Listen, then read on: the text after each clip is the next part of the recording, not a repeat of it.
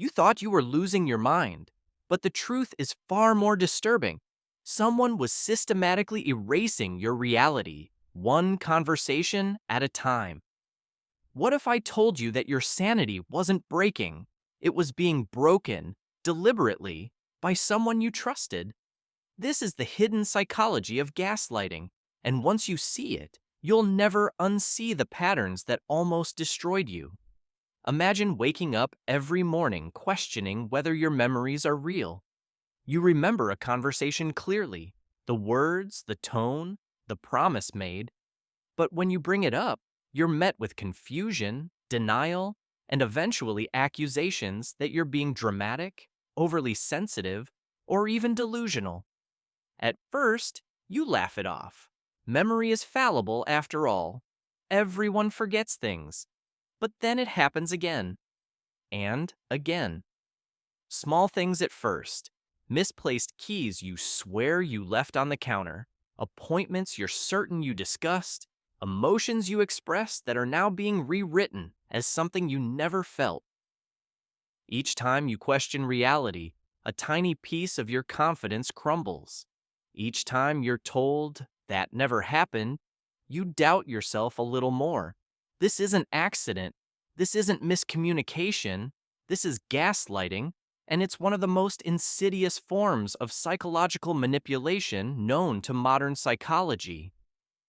Gaslighting gets its name from a 1938 play called Gaslight, where a husband manipulates his wife into believing she's going insane by dimming the gas lights in their home and insisting she's imagining the change. The term has evolved, but the core mechanism remains terrifyingly consistent. The systematic distortion of someone's perception of reality to gain power and control. What makes gaslighting so effective, so devastating, is that it doesn't announce itself. There's no dramatic moment where the manipulator reveals their plan.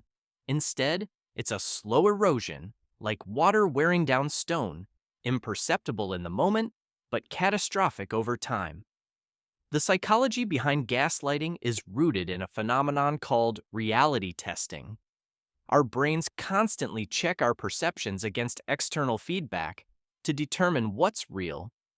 When someone we trust consistently contradicts our experiences, our brain faces a dilemma. Trust our own perception or trust the person we've invested belief in. In healthy relationships, when there's a discrepancy, both parties work together to find the truth. In gaslighting, one party weaponizes that discrepancy, turning your natural doubt against you. Research in cognitive psychology shows that repeated exposure to contradictory information from authority figures or loved ones can actually rewire neural pathways associated with memory and self-confidence.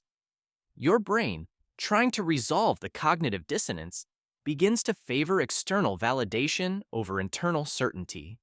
You become addicted to their version of events because your own feels increasingly unstable. Gaslighting rarely exists in isolation.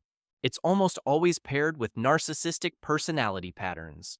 Not necessarily clinical narcissistic personality disorder, but narcissistic traits that prioritize the manipulator's needs, ego, and narrative above all else.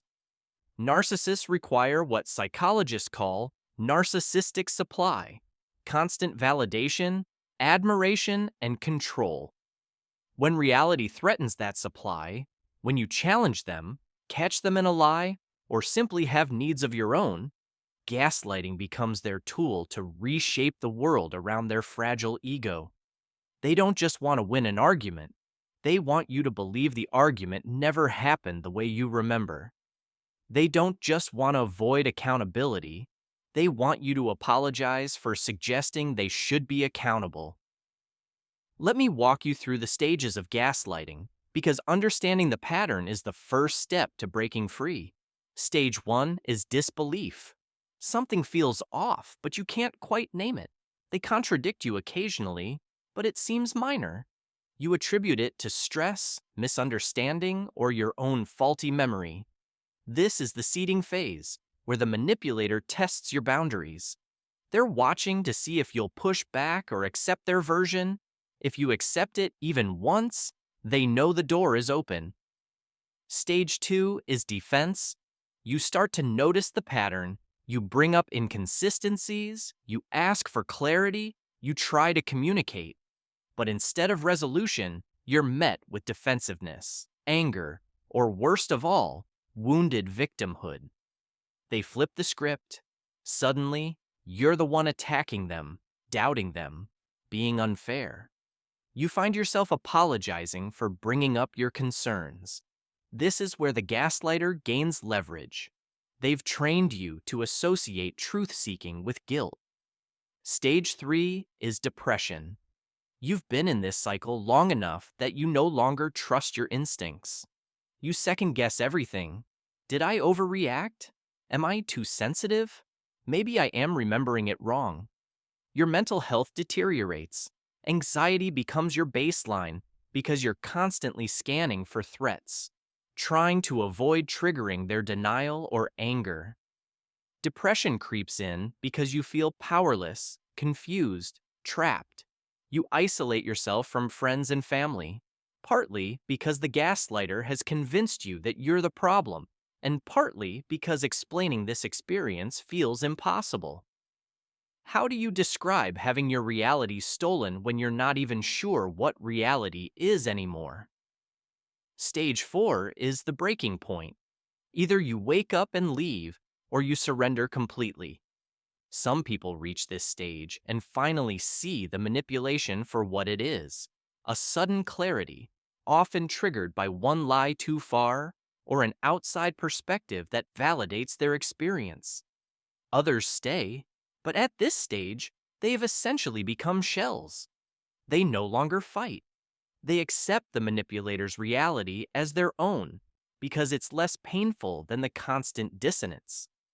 The neuroscience of gaslighting reveals why it's so hard to escape. When we experience chronic stress and emotional abuse, our hippocampus, the brain region responsible for memory formation, actually shrinks.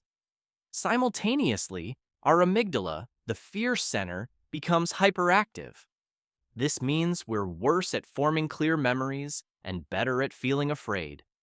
We're neurologically primed to doubt ourselves and defer to the person causing our fear. It's a survival mechanism gone horribly wrong. In evolutionary terms, our brains are wired to trust social bonds because isolation meant death. Gaslighters exploit that wiring, making you believe that leaving them is more dangerous than staying. Let's talk about the tactics, the specific methods gaslighters use, because recognizing them is your shield. Tactic 1, withholding. They refuse to engage with your reality. I don't want to hear this again. You're imagining things. They shut down conversations before your perspective can even be voiced. Tactic 2, countering. They challenge your memory constantly. That's not how it happened. You always exaggerate. They position themselves as the reliable narrator and you as the unreliable one. Tactic 3, blocking and diverting. When you try to discuss something important, they change the subject, accuse you of living in the past, or question why you can't just move on. They control the narrative by controlling what gets discussed. Tactic 4, trivializing. They minimize your feelings. You're too sensitive. Why do you make such a big deal out of nothing? This teaches you that your emotions are invalid, excessive, wrong. Over time, you stop expressing them altogether. Tactic 5, forgetting and denial. They claim not to remember things that happened, especially things that make them look bad. I never said that. You're making that up. And when pressed, they accuse you of being obsessed, holding grudges, or trying to start fights. The cruelest tactic of all is projection.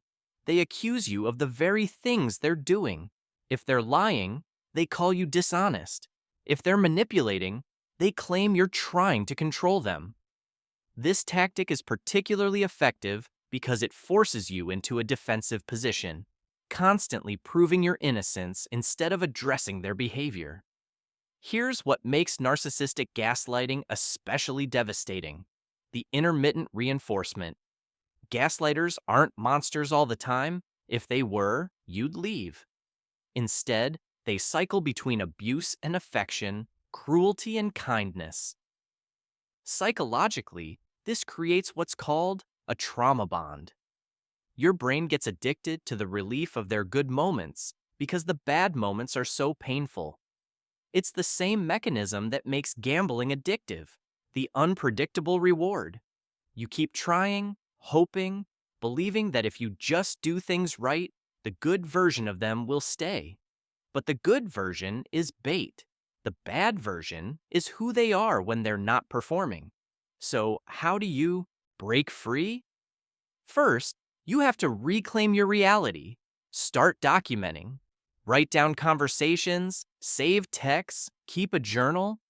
Not because you need to prove anything to them. You don't. They'll never accept your proof.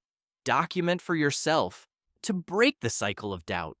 When you read your own words later, you'll see the patterns they tried to make invisible.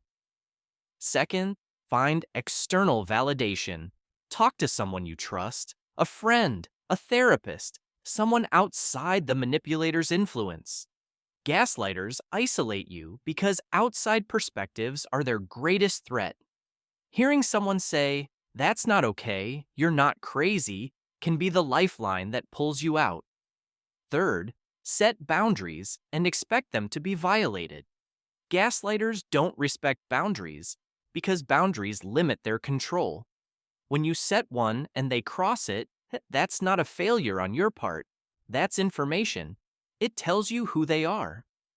Fourth, understand that you can't fix them. This is perhaps the hardest truth. People who gaslight, especially those with deep narcissistic traits, rarely change. They lack the self-awareness, the empathy, and often the motivation to change. They don't see their behavior as a problem. They see your resistance as the problem. You are not their therapist, their savior, or their rehabilitation project. You are a person deserving of respect, and if they can't give it, you have every right to leave. Leaving is its own battle. Gaslighters escalate when they sense you're pulling away. They may love bomb you, showering you with affection and promises. They may threaten you, subtly or overtly. They may play the victim, making you feel guilty for abandoning them.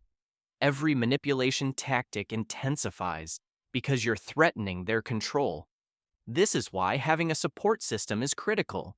You need people who will remind you why you're leaving when the manipulator tries to rewrite that narrative too.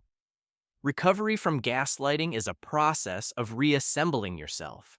You have to relearn trust in others, but more importantly, in yourself. You have to rebuild your sense of reality, piece by piece, memory by memory. Therapy, particularly trauma-focused therapy like EMDR or cognitive behavioral approaches, can help rewire the damage. Surrounding yourself with people who respect your truth, who don't require you to twist yourself into shapes to be loved, is essential. And time. Give yourself time. Your brain needs to heal from the chronic stress. Your nervous system needs to recalibrate. Your sense of self needs space to reemerge. The deepest lesson of gaslighting is this: reality is not negotiable. Your experiences, your feelings, your memories, they are yours. No one has the right to edit them, erase them, or tell you they don't exist. When someone tries, they're not offering you a different perspective. They're trying to control you. The moment you recognize that, the moment you choose your reality over their narrative, you take the first step toward freedom. It won't be easy. The fog of gaslighting doesn't lift overnight, but it does lift. And when it does, you'll see clearly not just who they were, but who you are: stronger, wiser, unbreakable. If this resonates with you, if you've felt this fog, know that you're not alone. Millions have walked this path and found their way out. Your reality matters. Your truth matters. You matter. Don't let anyone convince you otherwise. If you found this video helpful, subscribe to stay informed, hit the like button, and comment with your city. Let's build a community of awareness and healing together.